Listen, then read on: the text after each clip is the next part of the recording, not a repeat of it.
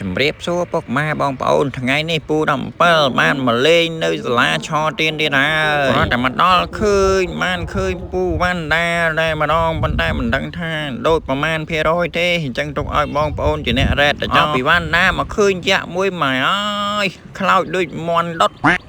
សង្ស័យយកចេញពីឡអត់តាន់ទេមុខណាលេងខ្មៅញូងអញ្ចឹងឥឡូវយើងទៅជួបយ៉ាក់មួយទៀតនេះមើលមុខទៅកាយគ្រាន់មកប៉ុន្តែមិនដឹងថាអាមួយណាជាចកោអាមួយណាជាថ្មិញទេបើថាអាក្នុងនេះជាចកោមិញចកោមិនបានប៉ុណ្ណកូនដៃផងមានអារម្មណ៍ថានៅសាលាឆទៀននេះទិញមងដូចចម្លែកដល់មកមើលប្រូនេះវិញសិតកវល2តិចចោះ2អីណាអូមីមិនមែនត្រឹម2ទេតោះឥឡូវមើលមួយទៀតអានេះមុខមិនដែរចាំអើតមើលទាំងអស់គ្នាអូមើលស្អីស្អាតស្អីស្អាតនេះអាយុមើលចូល8ចូល9ហើយនេះនេះបួងសក់ទៀតណា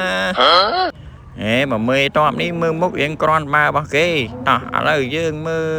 លតទៅទៀតមើលយ៉ាក់ក៏ហ៊ូនេះចំមុះនៅតែខ្មៅអត់កែអត់អីទេតាមអែមរបស់គេដែរតោះឥឡូវមកមើលយ៉ាក់មួយទៀតយ៉ាក់នេះមិននឹងថ្មិញកាន់សិលទេមិនចង់ស្អីគេអំបោះក្រហមអំបោះអីហ្នឹងអូនេះជាម្ចាស់ទិញមងអាទិញមងយ៉ាក់នេះស្អាតរបស់គេតោះយើងទៅមើលទិញមងថែមទៀតចុះទិញមងនេះលាក់មុខមិនសង្ស័យប្រុសស្អាតហើយអីចាំមានកវលមានអីទៀតមើលស្រាយមើលតិចមើលវ៉ាក់ម៉ណាយហើយមុខនេះមុនសុតតែមកហើយស្មានតែស្អាតដូចតាណាហើយលាក់មុខនោះលាក់មុខប្រូតោះឥឡូវមើលយ៉ាក់នេះឲ្យចុចចកោមួយយកចកោមិនម៉ែចកោចង់1គីឡូដីចកោណថ្ងៃហ្នឹងមិនដឹងថាត្រូវ review ឬក៏ត្រូវបាញ់ទិញមងទេបើមកមួយសិតតែកន្លែងល្អសម្រាប់យ៉ាក់នេះវិញចកោក៏វែងណាស់ណែចកោដល់ហើយប៉ុន្តែថាឲ្យខំគេបែរខំមិនដាច់ទេមានពុកមាត់មានអីរបស់គេស្អាតមួយយ៉ាងរបស់គេដែរនិយាយរួមទៅឲ្យតែទិញមងមុខអញ្ចឹង admin ដឹងតែចូលចិត្តហ្មងបើថាមុខស្អាតអីមានអារម្មណ៍ថាដូចទៅតដោយសារអីមុខ admin នេះវាអាក្រក់ដែរអញ្ចឹងចង់រកតែអាក្រក់ដូចគ្នា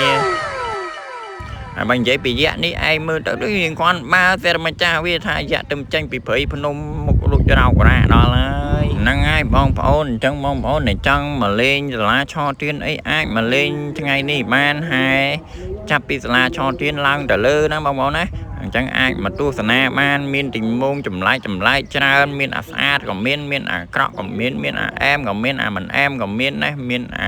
មុខកប៉ោងមុខកផតអីមានមួយសេតម្ដងអញ្ចឹងបងប្អូនកុំភ្លេចមកចូលរួមទាំងអស់គ្នាបាយម៉ាវ